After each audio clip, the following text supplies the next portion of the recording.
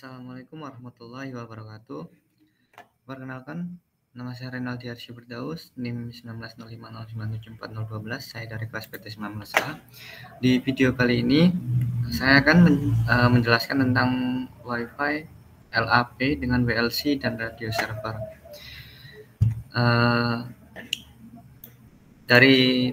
Ada dua tujuan, yaitu yang pertama, di video ini kita mampu memahami fungsi radio server, dan yang kedua mampu mensimulasikan Wi-Fi dengan WLC dan radio server. Sebelum kita menuju ke praktikum, kita harus terlebih dahulu mengetahui apa itu radio server. Jadi radius atau Remote Authentication Dial-in User Service server adalah sebuah server yang digunakan untuk melayani service authentication, authorization, dan accounting atau AAA di dalam sebuah jaringan. Singkatnya, radio server ini menyimpan kumpulan user di mana user-user tersebut dapat digunakan oleh klien atau user yang berada dalam satu jaringan dengan radius server tersebut. Radio server pada awalnya digunakan untuk melakukan autentikasi terhadap akses jaringan secara jarak jauh dengan menggunakan koneksi dial-up. Tetapi, kini telah diimplementasikan untuk melakukan autentikasi terhadap akses jaringan secara jarak jauh dengan menggunakan koneksi selain dial-up, seperti halnya Virtual Private Networking atau VPN, akses point nirkabel, switch Ethernet, dan perangkat lainnya. Radius banyak dipakai oleh provider dan ISP internet untuk autentikasi dan billingnya. Radius merupakan salah satu solusi murah untuk para penggagas sistem hotspot. Kemudian apa itu server AAA? AA merupakan singkatan dari Authentication, Authorization, dan Accounting. Kemudian AAA protokol yaitu digunakan untuk administrasi network, access, dan device administration atau wireless and wired. Authentication yaitu memastikan identitas yang mencoba masuk ke jaringan, kemudian identifikasi bisa dari username dan password atau sertifikat. Authorization yaitu mengizinkan akses kepada entitas yang telah diautentikasi. Kemudian yang kedua, mengautorisasi komen set apa saja yang bisa dieksekusi oleh entitas sesuai dengan hak akses mereka. Yang ketiga, memberikan izin perangkat apa saja yang boleh diakses sesuai dengan hak akses. Yang terakhir, biasanya perbedaan hak akses, komen setnya juga berbeda. Kemudian accounting, yaitu merekam komen yang dieksekusi pada perangkat untuk keperluan auditing dan analisis forensik. Kemudian yang kedua yang direkam biasanya adalah komen, session ID, session statistik, dan yang terakhir session state. Kemudian kita masuk ke cara kerja radio server. Radius Remote Authentication Dial-in User Service merupakan suatu metode standar protokol yang mengatur komunikasi antara NAS atau Network Access Server dengan AAA server. Ketika NAS menerima permintaan koneksi dari user, NAS akan mengirimkan informasi yang diperolehnya dari user ke server radius. Server radius akan mencari dan mencocokkan informasi mengenai user tersebut pada database-nya, baik internal, eksternal, maupun server radius lain. Jika terdapat informasi yang cocok, server radius akan mengizinkan user tersebut untuk digunakan. Jika tidak, maka user tersebut akan ditolak. Berdasarkan informasi ini, NAS memutuskan untuk melanjutkan atau memutuskan koneksi dengan user. Selanjutnya, NAS mengirimkan data ke server radius untuk mencatat semua kegiatan yang dilakukan user dalam jaringan. Kemudian kita masuk ke manfaat radio server. Setiap sesi pengguna individu dienkripsi secara unik yang mencegah pengguna lain memperoleh informasi pribadi. Ini berbeda dari jaringan WPA atau PSK, di mana setiap pengguna berbagi kunci enkripsi yang sama. Pengguna atau perangkat tertentu dapat dengan mudah deautorisasi oleh radio server dengan menonaktifkan kunci enkripsi unik yang sesuai. Network permission, seperti kebijakan firewall, penjadwalan, dapat ditetapkan dalam profil pengguna tertentu berdasarkan identitas pengguna. Kemudian kita masuk ke prakteknya. Kita buka software Cisco Packet Tracer-nya. Di video sebelumnya kita sudah membuat skema seperti ini. Kemudian tinggal disamakan aja skema yang sama di modul. Oke. Sebelum itu kita ganti terlebih dahulu ini switch-nya.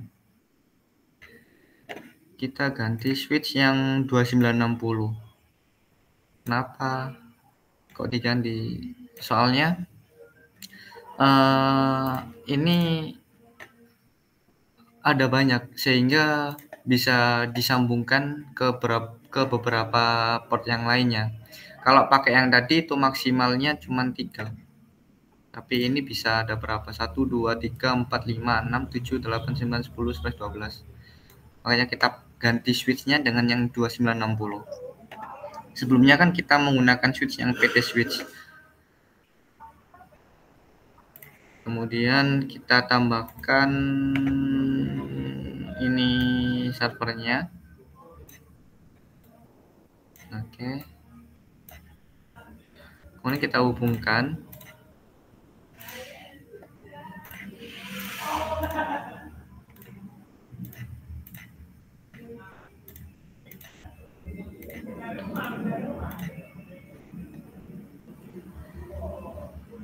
Oke.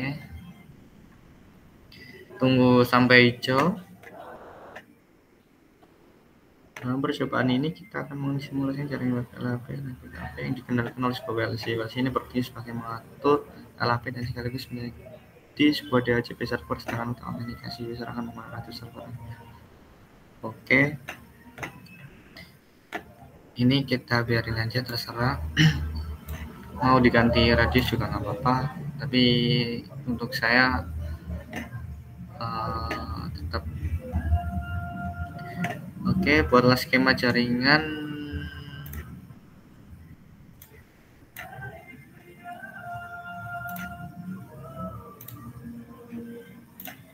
Oke.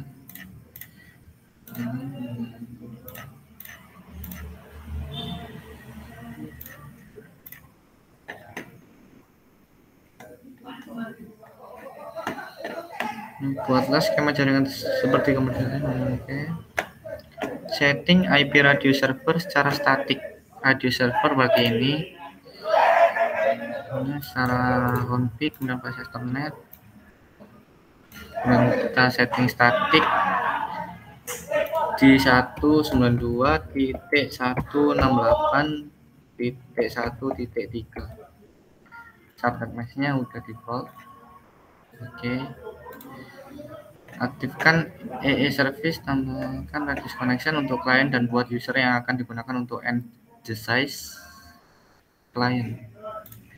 Oke, config service, kemudian kita masuk ke AAA.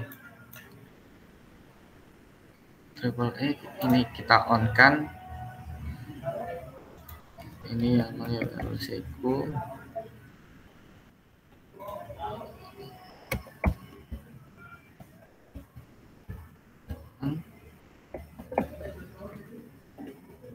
Setnya 1, 2, 3, 4, 5, 6, 7, 8 dan kita add.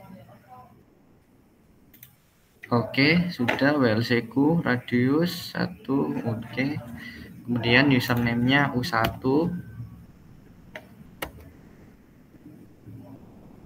Passwordnya juga U1. Add.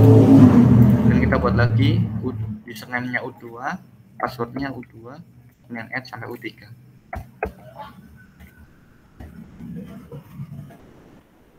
Oke, selesai.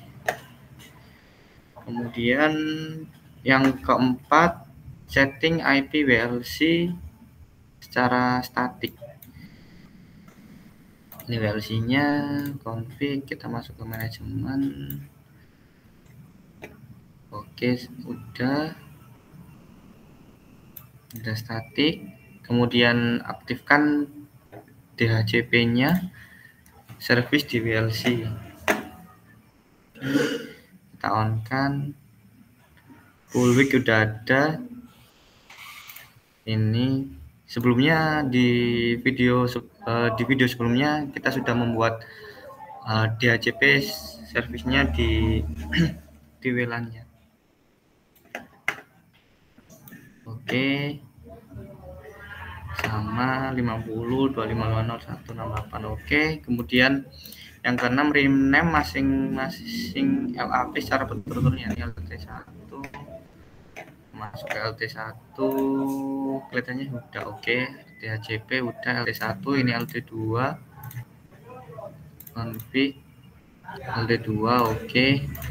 Ini config LT3 oke. Kemudian yang ketujuh buat SSID baru di secara berturut-turut LT1 sama dengan LT1. Kita masuk ke WLC, kemudian ke wireless LAN LT1 W1. Oh ini sebelumnya kan kita authentication-nya kita buat disable, tapi untuk percobaan kali ini kita buat authentication-nya itu menjadi WPA. IP address-nya 192.168.1.3. Secret-nya 1 sampai 8. T1 oke, save. Nah, kita ganti ke LT2 sama WPA. Kemudian 192.168.1.3. Oke, kita save. Kita ganti ke LT3, ininya pakai WPA, tapi itunya 192.168.1.3 sama share secretnya LT1 sama LT3. Kita save. Oke, kita X. Kemudian kita masuk ke cara yang ke-8. Kita masuk ke WLC, tetap ke AP group sekarang. Oke, sudah urut ya. LT1 dengan LT1. Kemudian kita ganti LT2 dengan LT2. Kemudian kita LT3 dengan LT3 oke. Kemudian setting SSID di tablet client. Kemudian ini PC1 config, kita wireless HP1 dengan ininya WPA user ID U1, ini U1 oke. Gak apa-apa, ada keterangan password is not valid. Oke, kemudian lanjut ke PC2 config 0, kita ganti WPA, kemudian U2, ininya U2. Oke, lanjut ke PC3 config wireless, ini ganti authentication-nya diganti WPA, kemudian ini U3, user ID-nya, passwordnya juga U3. Oke, selesai. Cobalah ganti SSID pada tablet 2 dengan AP1. Nah, ini tablet 2 dengan AP1. Coba bisa nyambung apa enggak. Ini yang diganti AP1. Nyambungnya ke sini jelas. Nah, oke. Ini kita ganti juga menjadi AP1 juga. Seperti ini. Oke. Hasil. Kemudian coba kita ping ya antara PC1 ke PC yang lainnya. Sebelumnya kita kembaliin dulu ininya menjadi AP2. Oke. Wireless ini juga menjadi AP3. Oke. Tapping ya. Ini kita lihat IP-nya 13.